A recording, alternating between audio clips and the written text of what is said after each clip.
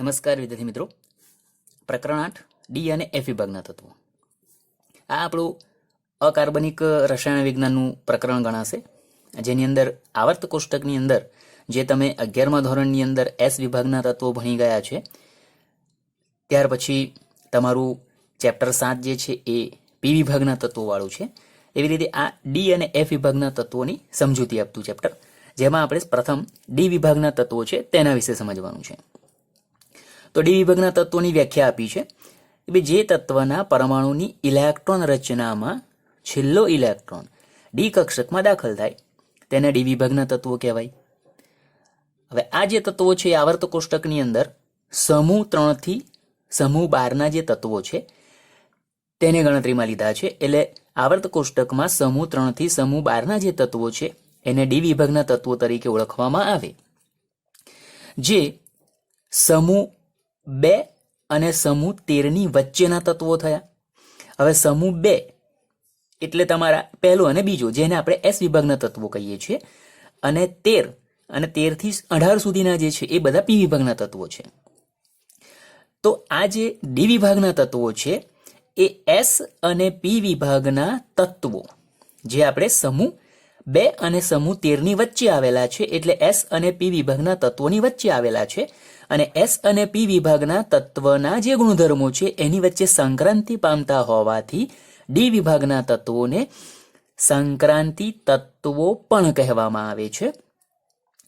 અને આ જે સંક્રાંતિ તત્વો છે એ મુખ્યત્વે 4 શ્રેણીઓ ધરાવે છે. આવર્ત કોષ્ટકની અંદર 4 શ્રેણીઓ ધરાવે છે.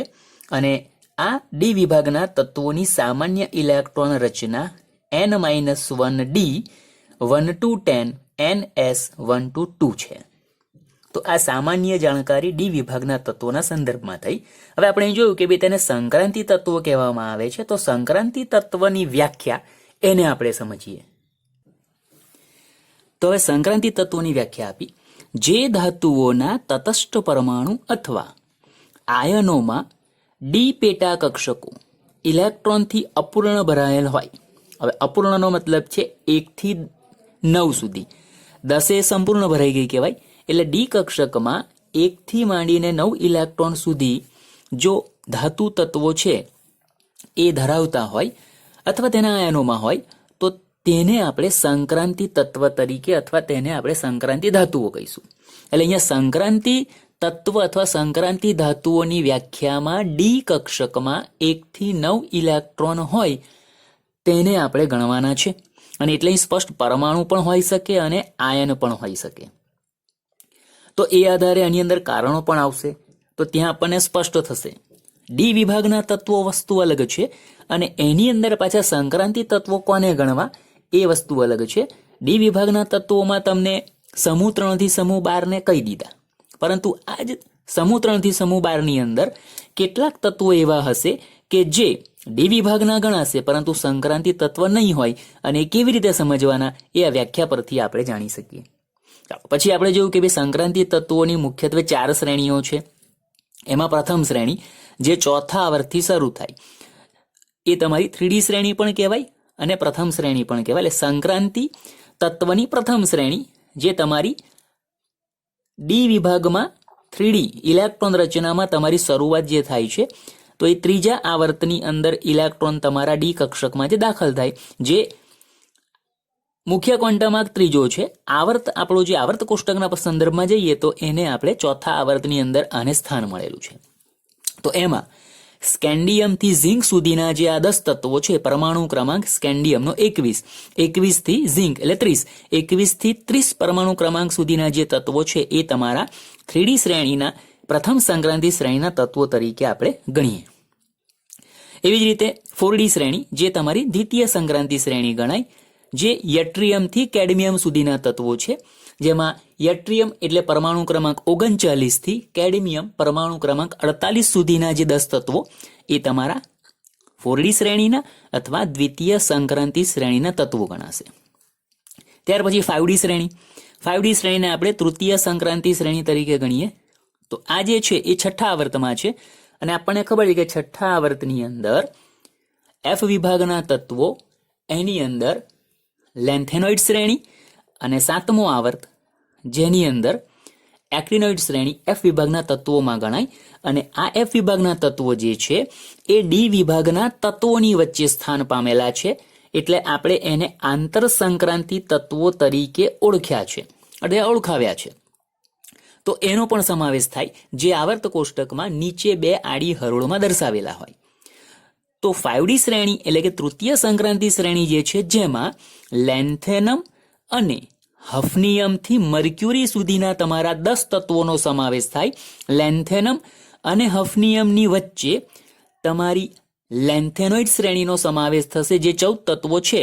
ત્યાર પછીનો પરમાણુ ક્રમાંક શરૂ થાય. લેન્થેનમ પરમાણુ ક્રમાંક 57 અને હફનિયમ જેનો પરમાણુ ક્રમાંક 72 છે, 72 થી મર્ક્યુરી 80 સુધીના 10 તત્વો એ તમારી તૃતીય સંક્રાંતિ શ્રેણી એટલે કે 5D શ્રેણીના તત્વો થયા.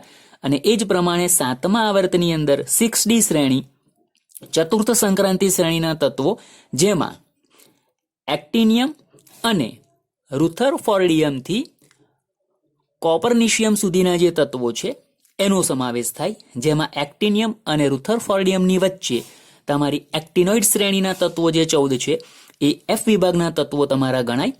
એટલે એક્ટિનિયમ જેનો પરમાણુ ક્રમાંક થયો 89 અને રુથરફોર્ડિયમ એટલે 104 થી કોપરનિશિયમ 112 સુધીના તત્વો તમારા છે એ 6D શ્રેણી એટલે કે ચતુર્થ સંક્રાંતિ શ્રેણીના તત્વો થયા.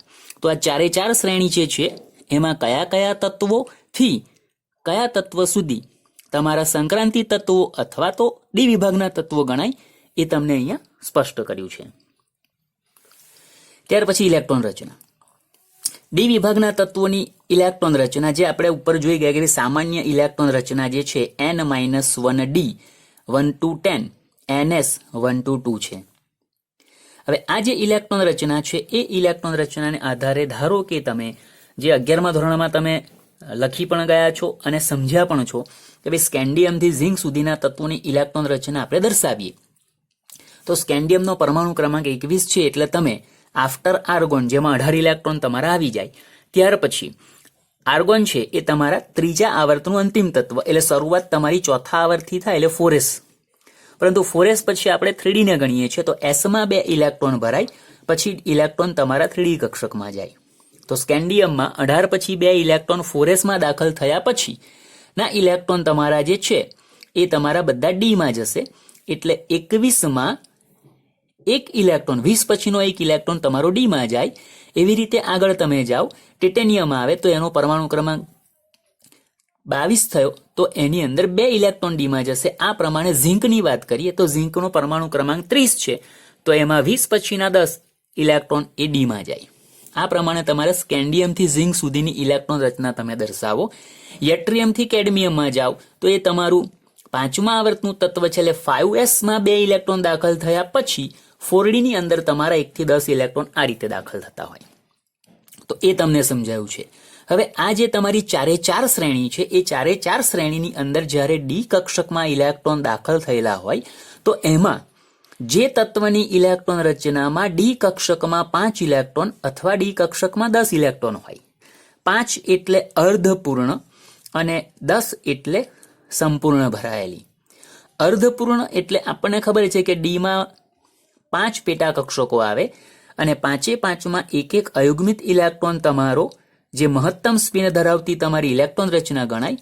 તો એ 5 ઇલેક્ટ્રોનની સ્પિન એક જ દિશામાં હોય, સમાંતર હોય, જે હુનનો નિયમ છે આપણો એ પ્રમાણે. તો એમાં એ ઇલેક્ટ્રોન રચના થઈ અર્ધપૂર્ણ અને D10 એટલે સંપૂર્ણ ભરાયેલી છે.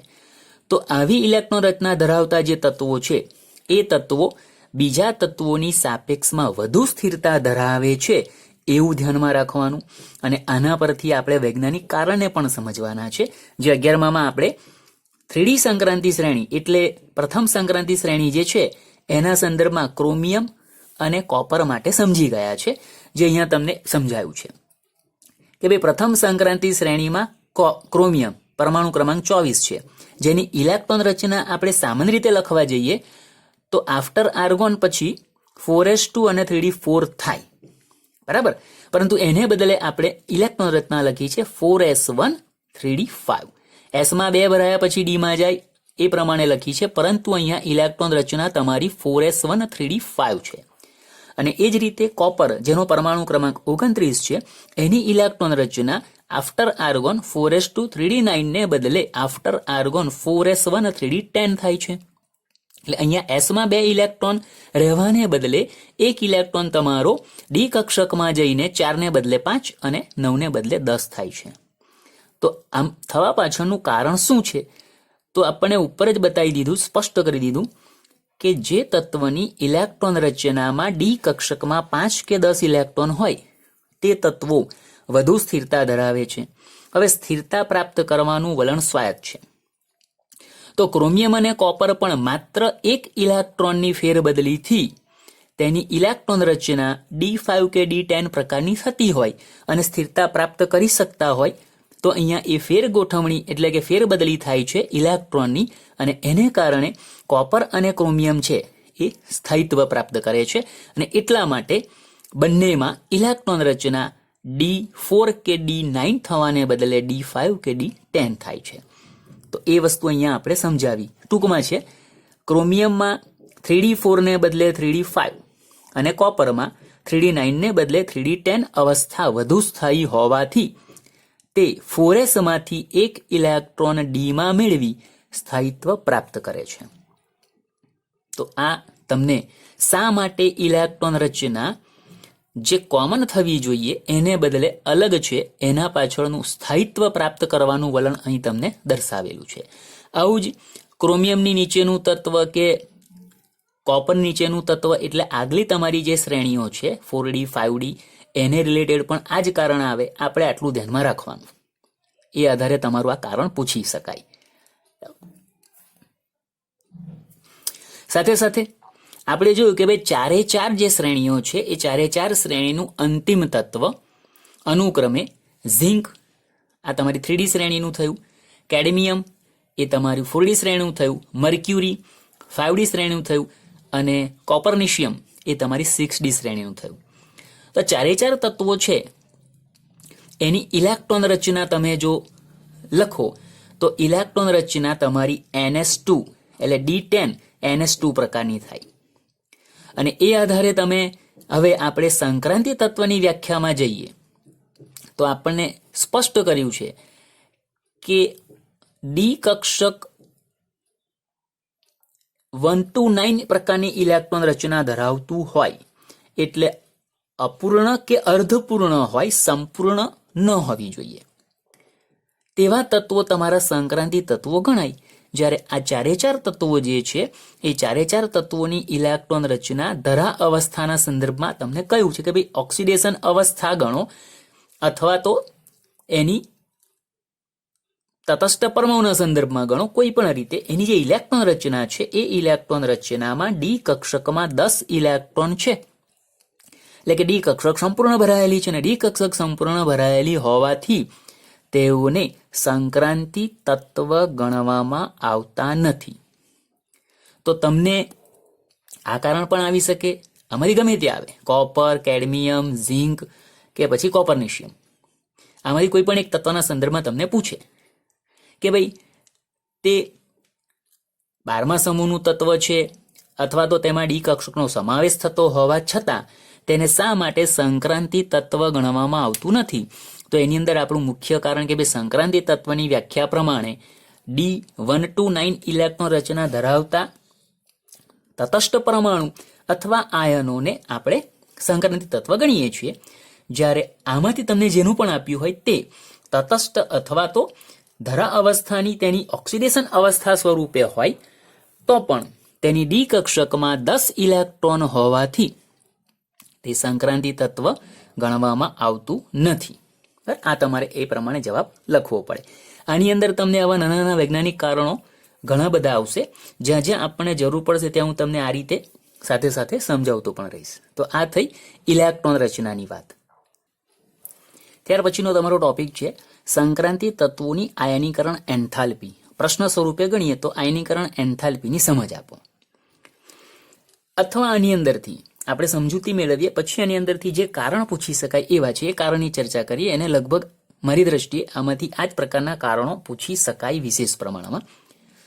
તો આયનીકરણ એન્થાલ્પીમાં તમને સમજૂતી આપી છે કે ભાઈ આ તત્વો જે છે એમાં ડી કક્ષક, સામાન્ય રીતે S 2 ઇલેક્ટ્રોન ભરાયા પછી એના અંદરની જે ડી કક્ષક છે એ ડી કક્ષકમાં ઇલેક્ટ્રોન દાખલ થતા હોય.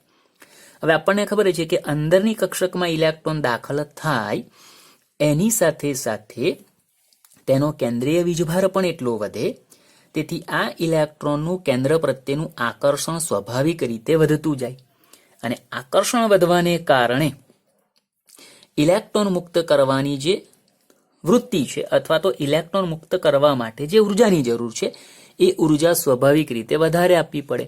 અને એમ પણ આપણે ભણી ગયા છે કે એક જ આવર્તમાં પરમાણુ ક્રમાંકના વધારા સાથે આયનીકરણ એન્થાલ્પીનું મૂલ્ય વધતું હોય છે.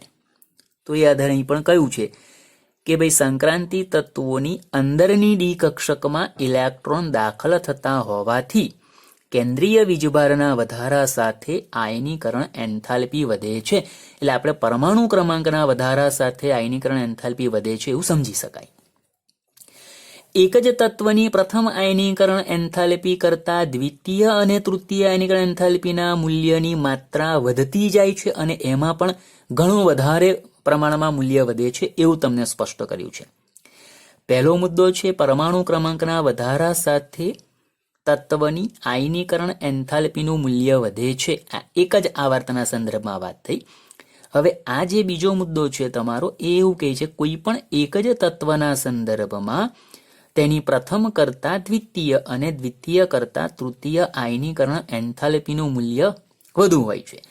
આ વાત પણ આપણે 11માં ભણી ગયા છે, પણ અહીંયા તમને જે કોષ્ટકમાં મૂલ્યો આપ્યા છે મૂલ્યો આધારે પ્રથમ કરતા દ્વિતીય આયનીકરણ એન્થાલ્પીનું મૂલ્ય જે ઘણું વધારે છે એ પણ અહીં સ્પષ્ટ કરી દઉં વાક્યરચનામાં કે પ્રથમ કરતા દ્વિતીય અને દ્વિતીય કરતા તૃતીય આયનીકરણ એન્થાલ્પીના મૂલ્યની માત્રા ઘણી વધારે હોય છે.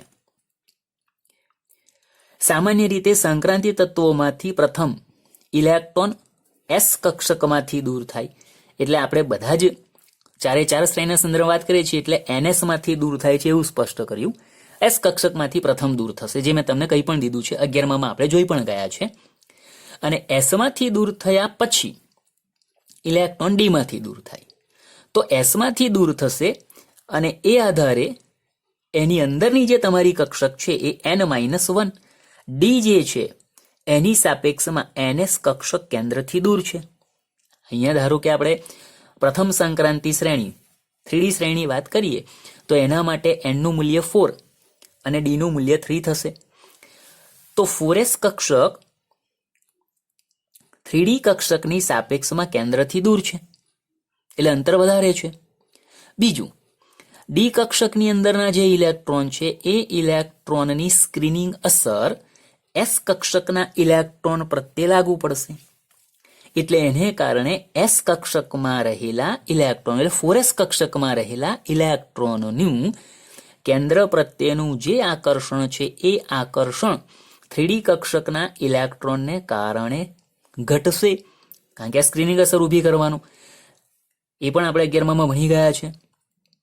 અને એને લીધે એક તો પહેલી વસ્તુ 4S 3D કરતા કેન્દ્રથી દૂર છે, સાથે સાથે 3D કક્ષકમાં રહેલા જે ઇલેક્ટ્રોન છે તેની સ્ક્રીનિંગ અસર 4Sના ઇલેક્ટ્રોનને લાગુ પડતા 4Sના ઇલેક્ટ્રોનનું કેન્દ્ર પ્રત્યેનું આકર્ષણ ઘટે. કેન્દ્ર પ્રત્યે આકર્ષણ ઘટે એટલે 4S કક્ષકના ઇલેક્ટ્રોનની ઉર્જા વધારે છે અને એની ઉર્જા વધારે હોવાથી સ્વાભાવિક રીતે અહીંયા તમને વાક્ય પણ આપ્યું છે કે D કક્ષકના ઇલેક્ટ્રોનની સ્ક્રીનિંગ અસર S કક્ષકની ઉર્જા વધારે છે. હવે જે કક્ષકની અથવા કક્ષકમાં રહેલા ઇલેક્ટ્રોનની ઉર્જા વધારે હોય એટલે એનું કેન્દ્ર પ્રત્યે આકર્ષણ ઓછું હોય તો તે સરળતાથી મુક્ત થઈ શકે છે, અને મુક્ત થાય તો તેની આયનીકરણ એન્થાલ્પીનું મૂલ્ય ઓછું છે એવું આપણે ગણી શકીએ. તો એ આધારે અહીંયા તમને આ વાક્યરચના આપી છે. જેમ કે પ્રથમ સંક્રાંતિ શ્રેણીમાં 3D કક્ષકના ઇલેક્ટ્રોન 4Sનું પરિરક્ષણ કરતા હોવાથી, પરિરક્ષણનો મતલબ છે કવચીય આચ્છાદન, શિલ્ડિંગ ઇફેક્ટ, જે શબ્દ આપણો છે એક ગુજરાતી શુદ્ધ ગુજરાતીમાં આપ્યું છે. 4Sમાંથી ઇલેક્ટ્રોન દૂર કરવા ઓછી ઉર્જા વપરાય છે, જે મેં તમને અહીં કહ્યું એ આધારે. પરંતુ ત્યારબાદ ઇલેક્ટ્રોનની સાપેક્ષ કેન્દ્રીય વીજભાર વધતા. હવે એસમાંથી ઇલેક્ટ્રોન દૂર થયો એટલે આપણે ઇલેક્ટ્રોનની સાપેક્ષમાં કેન્દ્રના પ્રોટોનની સંખ્યા એટલે કે ધન વીજભાર, જેને કેન્દ્રીય વીજભાર શબ્દ વાપર્યો, આપોઆપ વધી જાય. તો કેન્દ્રીય વીજભાર ઇલેક્ટ્રોનની સાપેક્ષમાં વધે, તેથી બાકી રહેલા જે ઇલેક્ટ્રોન છે તેનું આકર્ષણ વધે. બીજું, એસમાંથી દૂર થાય એટલે એસ પછી અંદરની ડી કક્ષક આવી, અને અંદરની ડી કક્ષક છે તો એમ પણ અંતર ઓછું છે, સાથે સાથે કેન્દ્રીય વીજભાર વધ્યો એટલે પ્રબળ આકર્ષણ થયું. અને આકર્ષણ પ્રબળ થાય તેવા કક્ષકમાંથી ઇલેક્ટ્રોનને મુક્ત કરવો હોય તો વધારે ઉર્જાની જરૂર પડે, એટલે શબ્દ વાપર્યો કે કેન્દ્રીય વીજભાર વધતા આકર્ષણ વધે, તેથી આયનીકરણ એન્થાલ્પી પણ વધે છે. આ જે સમજૂતી છે એ સમજૂતી આપણે જે અહીંયા જોયું કે એક જ તત્વની પ્રથમ કરતા દ્વિતીય અને દ્વિતીય કરતા તૃતીય આયનીકરણ એન્થાલ્પીની માત્રા ઘણી વધારે છે. તો કેમ છે એ અહીંયા તમને સ્પષ્ટ કરી આપ્યું છે. તો આ કારણ પણ આવી શકે. સાથે સાથે પાછું એક જ તમારી જે શ્રેણી છે એની અંદર એક તત્વની એક ઓક્સિડેશન અવસ્થા છે, એવી જ એના પડોશી તત્વના સંદર્ભમાં પણ એ જ ઓક્સિડેશન અવસ્થામાંથી બીજામાં રૂપાંતર થવું હોય તો એની આયનીકરણ એન્થાલ્પીના મૂલ્યમાં પણ તફાવત જોવા મળે છે. એની અહીંયા સ્પષ્ટતા કરી છે કે ભાઈ સામાન્ય D5 અને D10 અવસ્થા જે આપણે આગળ જોઈ ગયા કે આને સ્થાયી અવસ્થા કહેવાય.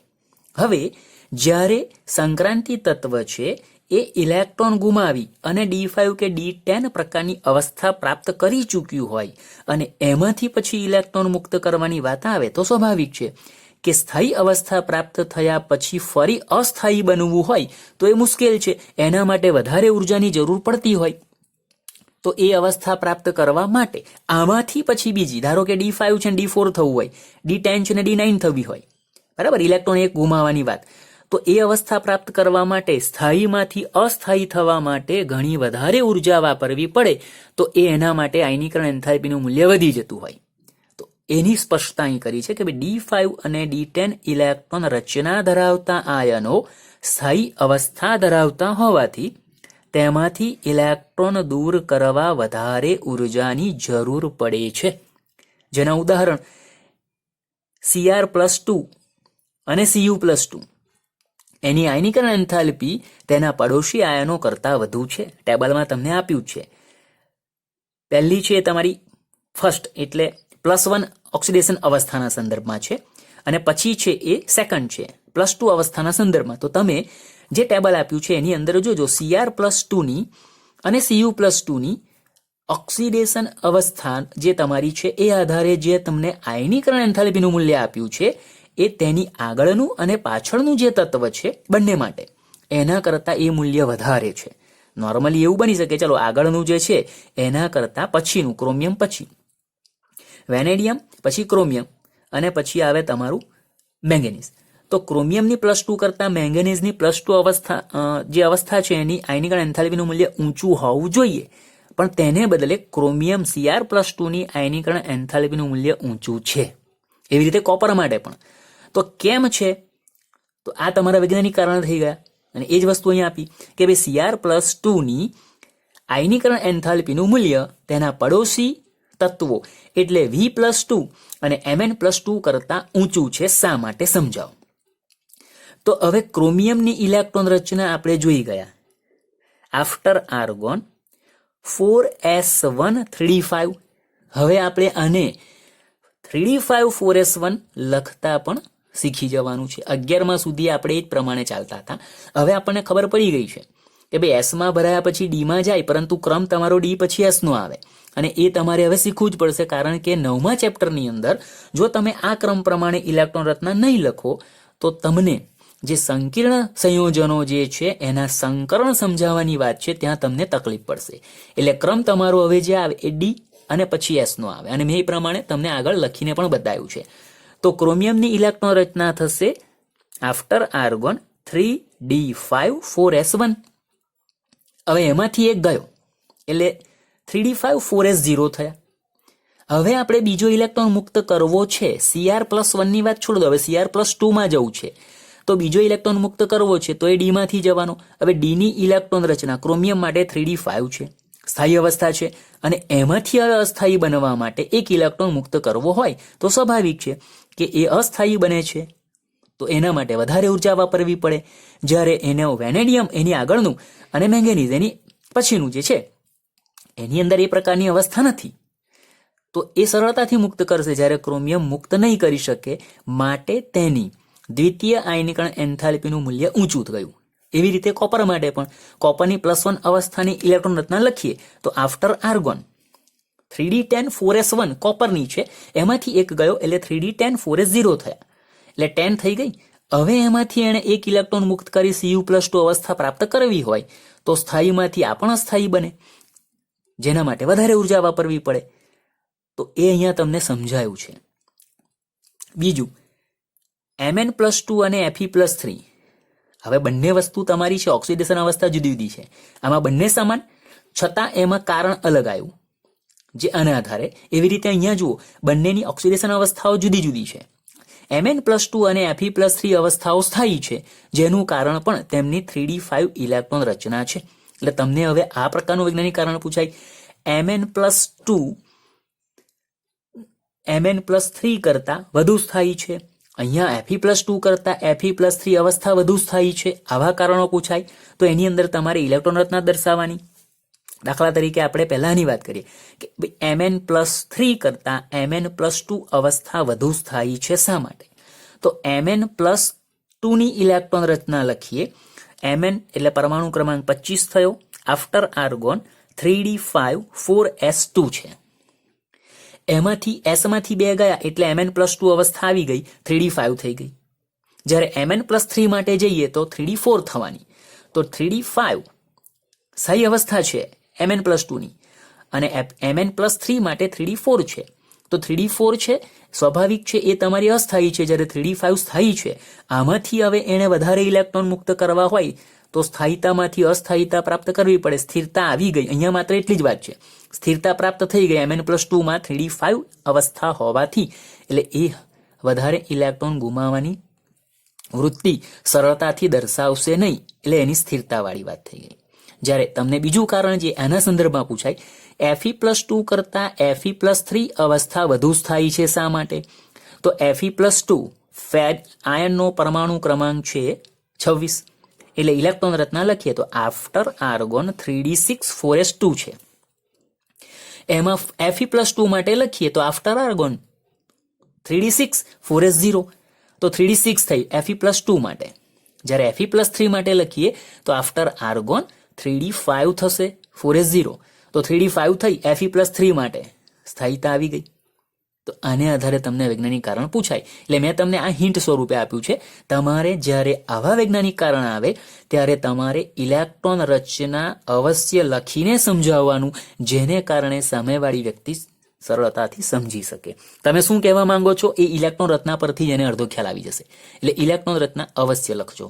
તો આવા વૈજ્ઞાનિક કારણો છે એ આયનીકરણ એન્થાલ્પીના સંદર્ભમાં આવી શકે. તેની ઓક્સિડેશન અવસ્થાના સંદર્ભમાં પણ આ વસ્તુ આવી ગઈ કે શા માટે આ અવસ્થા વધુ સ્થાયી છે. એના અગત્યનું આપણું જે મુખ્ય તમારો જે આ મુદ્દો છે એ આ છે, D5 D10 અવસ્થા. તો આ જે આપણે ઘટનાઓ જોઈ કે ભાઈ કોની અવસ્થા કેમ સ્થિર છે કેમ નથી, તો એ આધારે તમને હવે આયનીકરણ એન્થાલ્પી જે છે એ કયા પરિબળો પર આધાર રાખે છે એ મુદ્દો પણ તમને અહીંયા લઈ લીધો છે. કે સામાન્ય રીતે કેન્દ્ર પ્રત્યે ઇલેક્ટ્રોનનું આકર્ષણ, બે ઇલેક્ટ્રોન વચ્ચેનું અપાકર્ષણ અને વિનિમય ઉર્જા, આ 3 પરિબળો જે છે એ 3 પરિબળો આયનીકરણ એન્થાલ્પી માટે જવાબદાર છે. જે આગળની જે ઘટનાઓ આપણે જોઈ એના પરથી તમને આ સાર સ્વરૂપે આપ્યું કે આયનીકરણ એન્થાલ્પી માટે જવાબદાર પરિબળ કયા. કોની વાત ચાલે છે આપણી સંક્રાંતિ તત્વોના સંદર્ભમાં. તો એની અંદર કેન્દ્ર પ્રત્યે ઇલેક્ટ્રોનનું આકર્ષણ, બે ઇલેક્ટ્રોન વચ્ચેનું અપાકર્ષણ અને સાથે સાથે વિનિમય ઉર્જા. હવે એની અંદર વિનિમય ઉર્જા જે છે એ સમશક્તિ કક્ષકોમાં, એટલે ડી કક્ષકો તમારી સમશક્તિ છે, એના સંદર્ભમાં જ વાત કરી કે સમાંતર સ્પિનના શક્ય યુગ્મોની કુલ સંખ્યાના સમપ્રમાણમાં હોય છે. વિનિમય ઉર્જા, આ બે તમને પરિબળ ખ્યાલ આવી ગયા, પણ વિનિમય ઉર્જાની વાત ચાલે છે. તો વિનિમય ઉર્જા વિનિમયના સંદર્ભમાં કે કેટલી ઉર્જાની જરૂર પડે ઇલેક્ટ્રોન દૂર કરવાના સંદર્ભમાં, તો એ તમને આપ્યું કે કોના ઉપર આધારિત છે.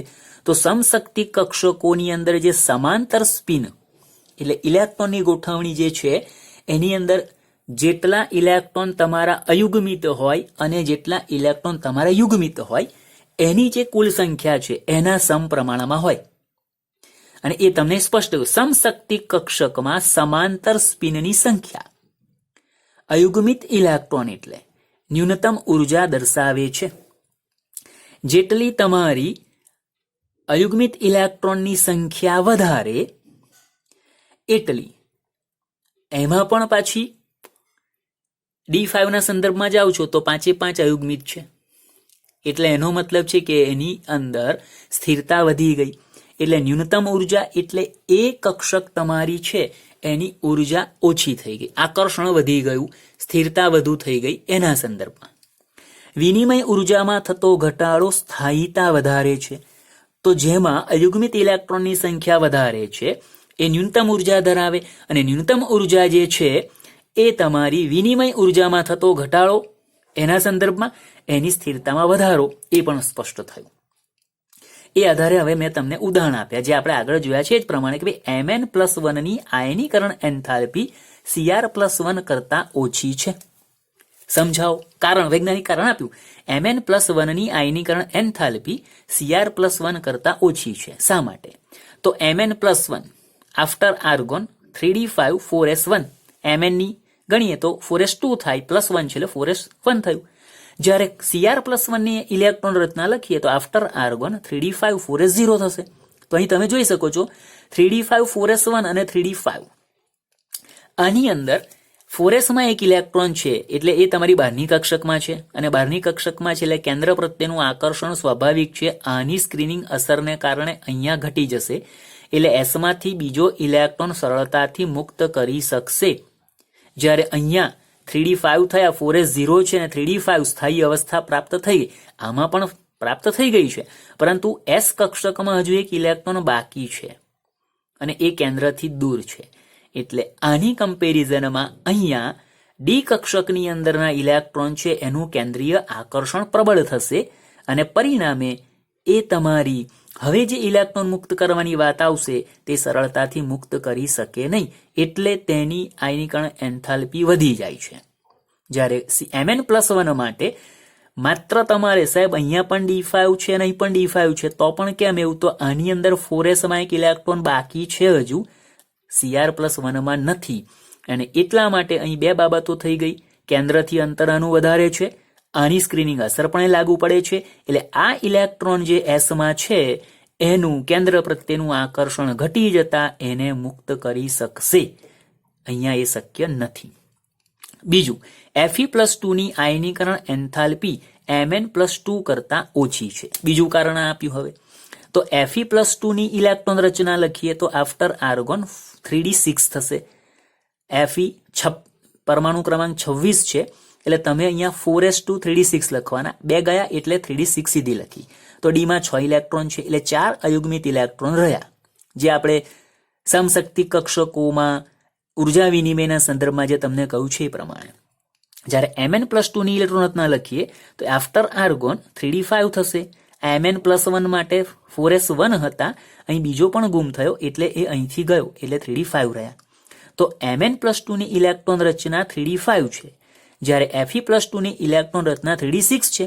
તો આના કરતા આની અંદર 5 અયુગ્મિત ઇલેક્ટ્રોન છે, અને D5 એટલે સ્થાયી અવસ્થા થઈ, એટલે આમાંથી ઇલેક્ટ્રોન મુક્ત કરવા માટે વધારે ઉર્જા વાપરવી પડશે. જ્યારે 3d6 માં એક યુગ્મિત ઇલેક્ટ્રોન છે એટલે સરળતાથી એ ગુમાવી શકશે. તો માટે Fe+2 કરતા Mn+2 ની આયનીકરણ એન્થાલ્પી ઊંચી જાય છે. આ પ્રકારના વૈજ્ઞાનિક કારણો તમને આયનીકરણ એન્થાલ્પીના સંદર્ભમાં પૂછી શકાય છે.